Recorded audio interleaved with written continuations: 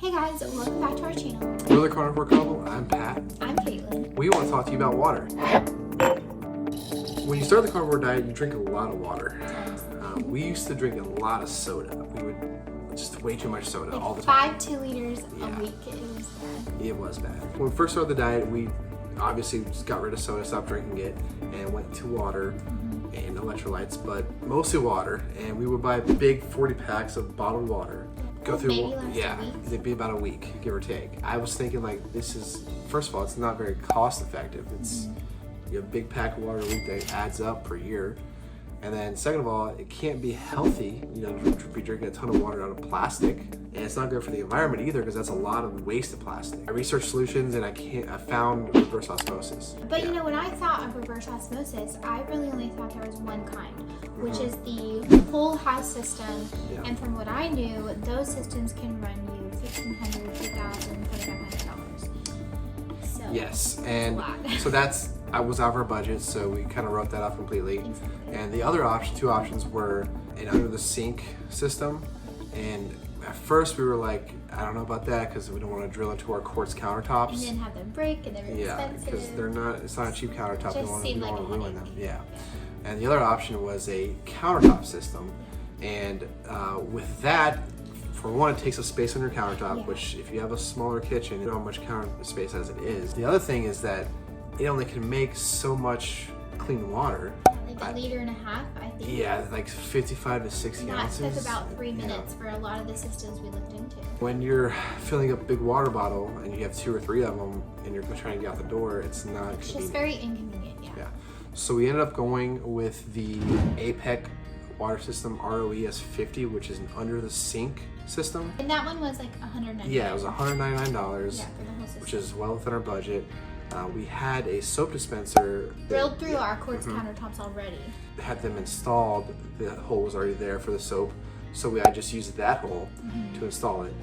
Installation was very easy. It took me an hour to do it, and it was fairly simple. There's really good instructions that come with the kit And and like the system. several YouTube videos online to show you how to do it. Even if you're not handy, it's pretty straightforward. Now you can buy a kit, and we actually do have that kit where you install it to your fridge, so you have clean reverse osmosis water going straight to your fridge water. So you'll have clean ice and clean water coming out of your tap. It was great that this system came with an extra kit, and that kit was only about $16 to connect to our fridge. So now we're gonna have reverse osmosis coming out of a faucet, reverse osmosis out of the fridge for the ice, and then we're only going to be bathing in heavy metals, so it's great.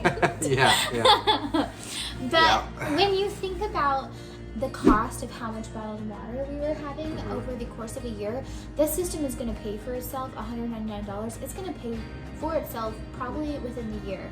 So it's just been really great for us. And our community, I don't know about your community, but I feel like our community is like Flint, Michigan. I wouldn't say that. But it's horrible. Yeah, we live in a small town. We have a feed lot to the north, we have a dump to the south, and then farmland everywhere. So there's just tons of pollutants coming into our water, and everyone in our community complains about the water all the time.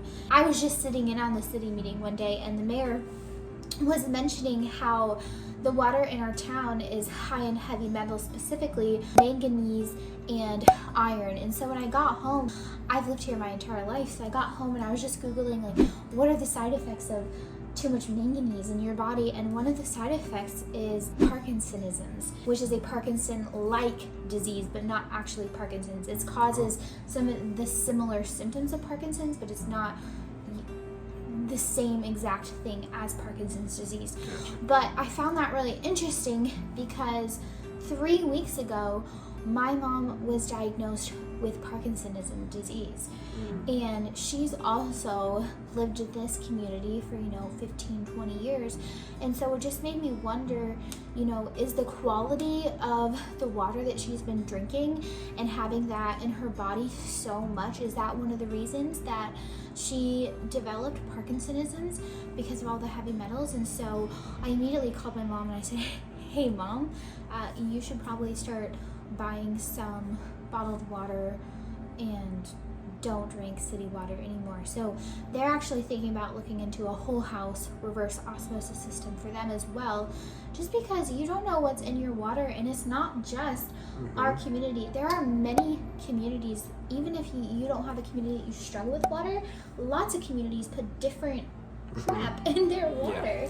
Yeah, and all over the U.S. it's different. In the cities or small towns, you know, it's common to find like chlorine and fluoride, heavy metals, iron, manganese, you know, stuff that you don't want to be ingesting all the time. And you know, water is probably the thing that, especially in the carnivore diet, water is probably the thing that we ingest the most. I mean, we might eat, on a really good day, 32 ounces of steak, right? 16 is a pound, isn't it? Yeah. 2 pounds of steak. Get math catching up. Yeah. But you know, we're trying to drink 80 ounces of water.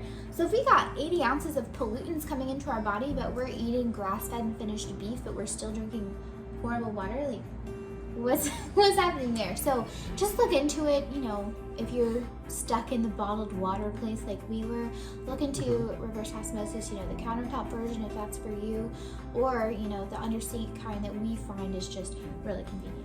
Yeah, and if you're interested, the one that we did buy and install is linked in the description. We really appreciate everybody watching and subscribing and supporting. If you're not subscribed, make sure you are. We really appreciate it. And don't forget to like, and thanks for watching. We'll see you next time. Drink your water. Bye. Yep.